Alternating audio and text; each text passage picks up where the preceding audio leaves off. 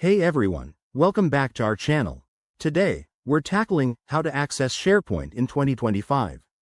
SharePoint is a powerful tool from Microsoft that helps teams collaborate, store files, and manage documents all in one place.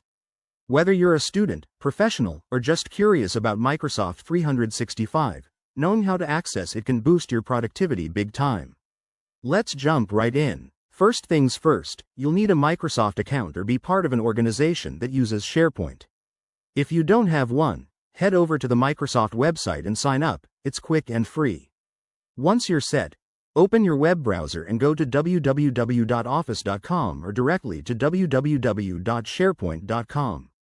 This is the gateway to all things SharePoint in 2025, with a sleeker interface and enhanced security features. Step 1. Sign in with your credentials.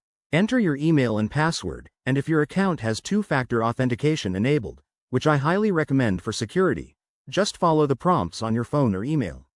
After logging in, you'll land on the SharePoint homepage. Here, you can see your sites, search for documents, or create new ones. For mobile access, download the SharePoint app from the App Store or Google Play.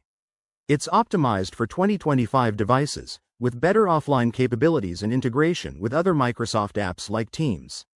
Once installed, log in the same way, and you're good to go on the move. A few tips to make your experience smoother. Always keep your app and browser updated to access the latest features, like improved Search AI. If you run into issues, like login errors, check your internet connection or reset your password through Microsoft's recovery options. Remember, SharePoint is all about collaboration, so explore sharing files and co-editing documents with colleagues. There you have it.